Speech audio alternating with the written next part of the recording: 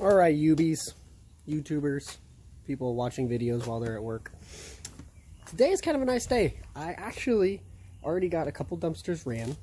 I picked up a couple dumpsters and it's still early in the day, which is part of the reason I love doing this. So I'm actually going to do a little bit of maintenance. Got some oil changes that need to be done pretty quickly before I keep driving around or doing any more long trips. So I'm gonna get an oil change done real quick on my truck, and then I'm actually gonna go stop by my little brother's place. So if you guys saw in my previous videos, I kind of got myself started, or kind of started setting myself up financially. When I got out of college, I bought a duplex and kind of did a house hack where I lived in one side and rented out the other, and the person renting the other side was paying more than my mortgage, so it was awesome. I was living for free. I mean, it wasn't super awesome at the time because the unit I was living in was literally, it was pretty rough. There was a floor missing.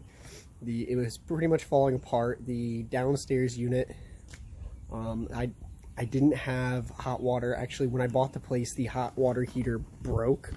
Really, it never even got turned back on after it was turned off. And I lived without hot water for about 6 months in the middle of winter. Showered with warm water every once in a while at the gym. That was a luxury at the time. And when I actually closed on the house, I probably only had, I mean, it was embarrassing, probably less than $100 in my bank account. I barely was able to buy the house. But probably wasn't the best idea at the time, but it set me up. I made it work. I gutted it out, and everything's been fine since. I've house hacked a couple more. And then my little brother, he I think I did mine at 21. At 20, he one-upped me and he ended up buying a triplex. He's actually been living in that place for, I want to say like 3-4 years now, and he's actually to the point now where he is buying his first single-family home. And we'll see if we can drive by and see both of them, because the cool thing is he bought a single-family home that is still something that down the road he could rent again, because it's a nice entry-level home, and I think he plans on keeping the triplex. And the funny thing is, he lives so frugally. I guarantee you, cash-wise, he's got way more in the bank than I do. I'm just telling you, he is very good with his money, and he's got some big things planned, which I'll be really excited to make videos about in the future, but I'm not going to spoil them. So I'm going to get this done, and then maybe we'll stop by that triplex of his and see what he's up to. I'm actually doing the mortgage on his next house, so I am a mortgage lender as well. If you ever, Illinois, Missouri, Texas, or pretty much any other state, I do mortgage loans. So he did an FHA loan on the triplex, so he only put 3.5% down. I mean, it was a couple $1,000s, and he got a triplex, and the two of the units way overpaid what his mortgage was. And then he lived in the other one for free. He lived in the smaller one, kind of like I did. He rents out the biggest one to somebody else. So we'll check out what he's got going on.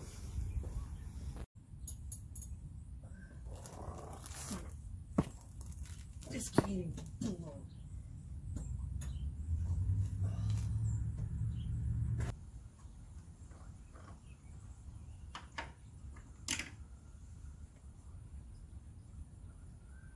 Still clean. One thing that cracks me up about this design on the 6.7, and I'm definitely not an engineer by any means, but you gotta see how this thing's put in here if you haven't already. If you're a 6.7 guy, you already know what I'm talking about. You've got to do your oil changes, but yeah, I'll never get that thing off. I got that thing on balls tight last time. You can't access this from underneath, so to get it out, you just have to see this. I'm gonna have to get in here. Like, this tire is my best friend. Try to get both hands on this. I'm not gonna get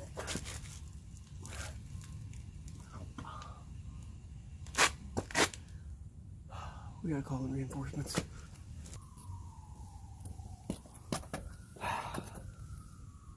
My family refers to this as the sissy strap.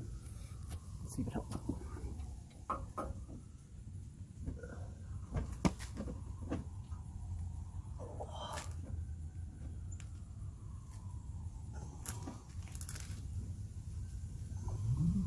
Oh, look at that. There's no room for it.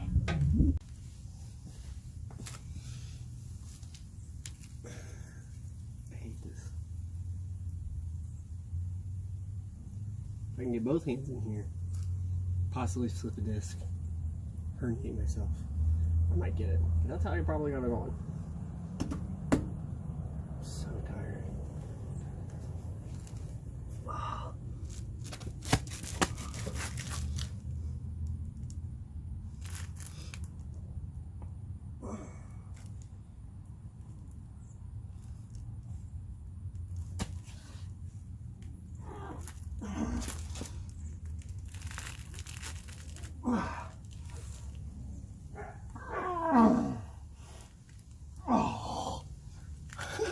We got it. Okay. Funny thing is, I was actually crushing the side of it while I did it. Now, I get this plastic bag, I put it over the filter because I gotta pull it out at a freaking angle. I don't want it all over my main driveway. So, get it loose enough so I can slip this thing on like a glove. PG, people, PG. Hopefully catches any spillage, comes out.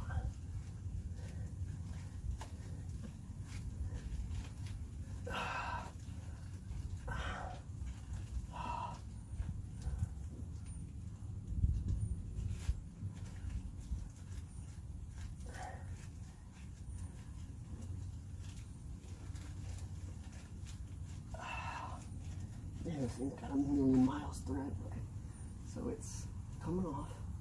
I'm running it down into the bag, and then this is the part that gets me. You gotta actually pull it out on its side and try not to get oil everywhere. So we definitely got a little bit of spillage. Got some dirty oil, but we got it. Go ahead and seal that back up.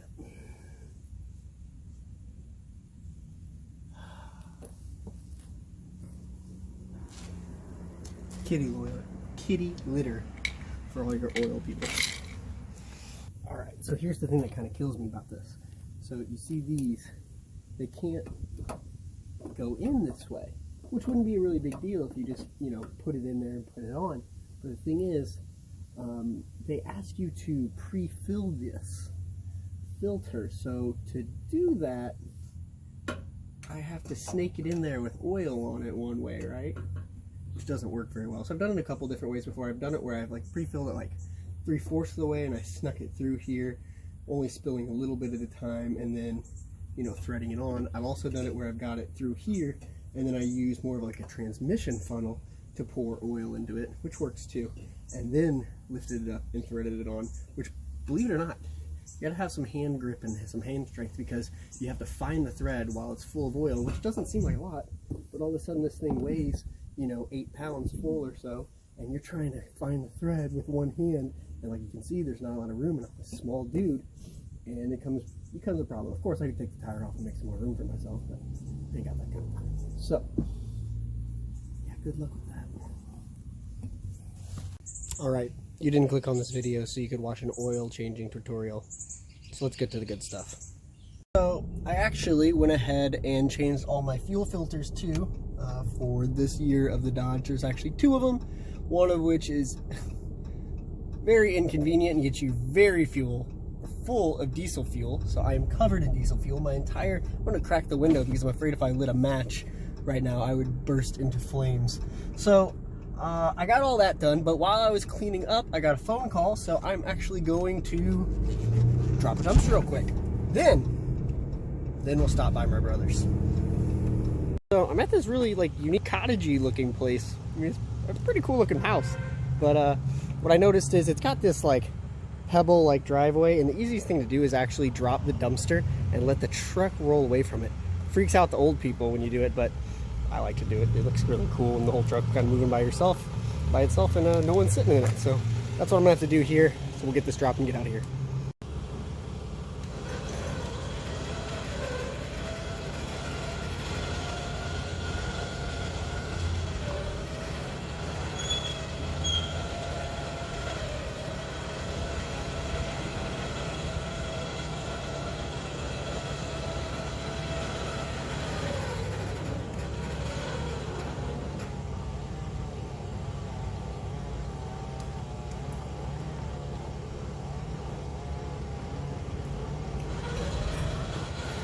we're rolling up right now.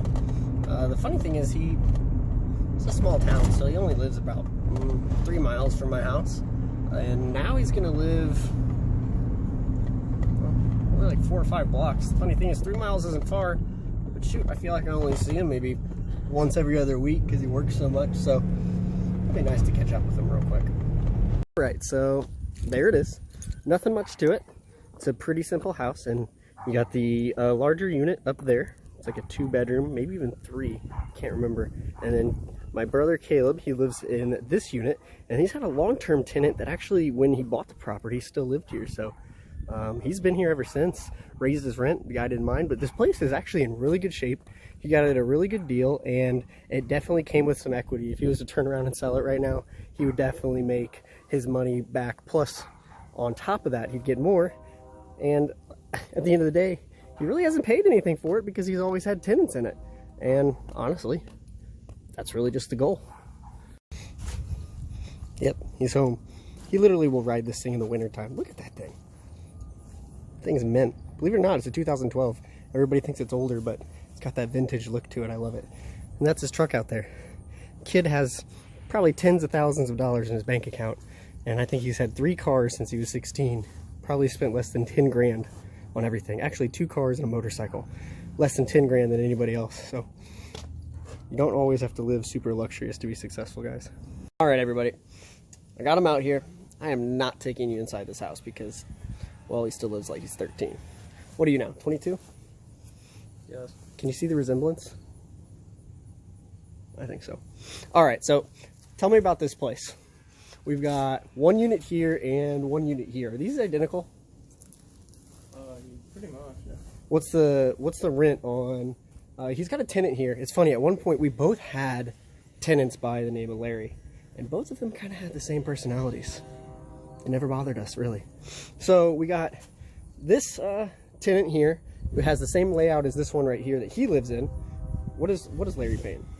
$525. So he pays $525. Then you got a girl upstairs, and that one is actually, it's hard to see it, but it's the length, let's say, of just the roof. So it's actually the 2 units combined in size. Is it 2 or 3 bedroom? 2 bedroom. 2 bedroom? Big okay. Living room. Oh yeah, it has that huge living space that we used to hang out in. Okay, yeah, so when we were working on the place, we kind of hung out there for a few days. So, all right, so we got, actually, no, that's not true. He lived in that unit until this person moved out, right? You kind of waited, then you moved down in here, and then you charge more upstairs. That's exactly how I made it work. So he saw an opportunity to make more by charging the upstairs and then living in the downstairs. So what does she pay upstairs? $625. So we got $625 plus $525. So that's easy money. Do the math. What is that? $1150? Yeah. $1150. What's your mortgage? $700. $700. How much do you guys pay in rent? Don't tell me, I don't care. But take that into account. For $1150 is what you get paid monthly for the entire building, and that's actually only 2 units. But you only pay $700, and that includes your mortgage, right? Because I escrowed your mortgage and your loan, didn't you? Insurance? I escrowed your insurance into it. So that covers his insurance too. So for all of you that were about to, drop that in the comments, that covers his insurance. And then the only thing that wouldn't cover, actually, no, it is escrowed. Your taxes are escrowed in there too, aren't they? So he doesn't owe anything in taxes at the end of the year because it's paid monthly. So $700 for everything outside of his utilities. The only shared utility this building has is water. So he has to pay the water for everybody, which isn't that bad. Probably what, less than $50 a month? Yeah. I Yeah. don't even look anymore. I just get to pay for this thing. You It just got the shut paper- off one time. My card expired. What the hell? They don't have any water anymore. I'm like, oh, whoops. Oh, great. So you had your tenants tell you your water got turned off at your own building? That's bad. Whoops. Okay, well, that got taken care of. So his water bill is that cheap, he doesn't even notice it. And then, I mean, they pay for their own electric and their own gas, so he doesn't have to worry about that in the wintertime. And let's see, so when you move out of here, that's $1150 now, you only have a $700 mortgage. What are you going to charge for this one? Probably $600. $600. It's a little bit more updated. You haven't really put any money into this place hardly than the upstairs, right? Did a little bit of flooring in the kitchen, I remember we worked on. So he hasn't had to put a lot of money in this. But if he's going to charge $600, we're now at $1750. $1,750 and his mortgage is $700. $1,000 in your pocket. Now, let's get really into your personal life. I'm working on your other loan, right? Your other mortgage. It's a decent house. That'll cover most of the mortgage on that house, won't it? That you're moving into. So you're still going to be living for free, and now you'll have your own house. Pretty much. Yeah, you can see how excited he is.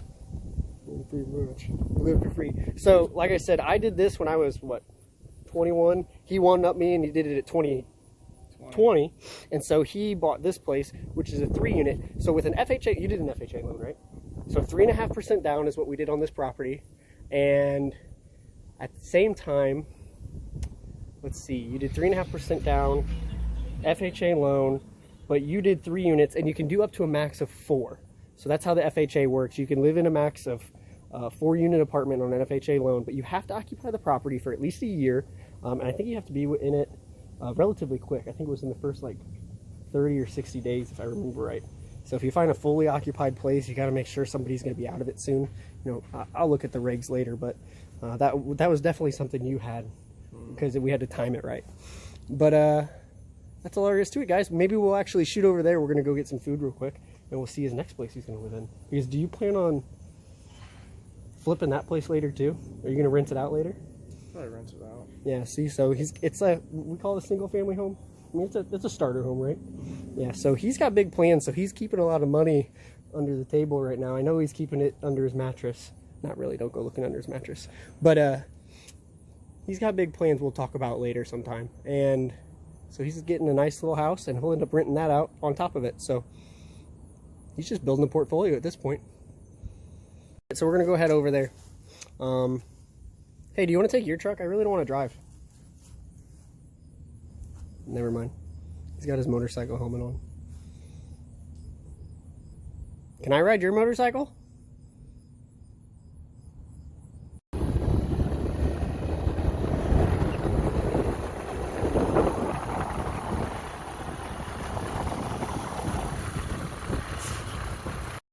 Alright, there it is, folks.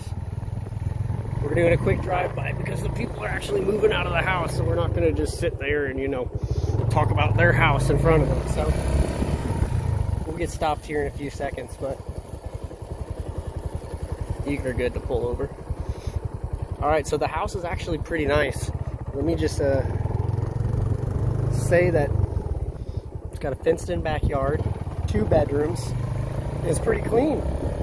I bet you could probably rent the house for over $1,000. Excuse the wind.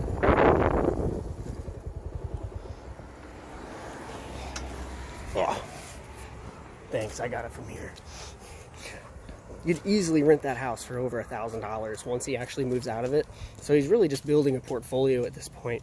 But at this point, I think we're at a good point to just kind of call it. So, guys, if you want to set yourself up, think about these types of things. Think ahead. If you want to set your kids up for success when they're done with, you know, school, or before they even go to school, talk to them about house hacking. Tell them they don't have to rent. They can actually buy a multifamily and have that pay them to live rather than paying to live and getting no equity out of something. The cool thing about this house that he just bought, it already appraised higher than he paid for it. So not only is he going to be living for free, he's buying a house with equity.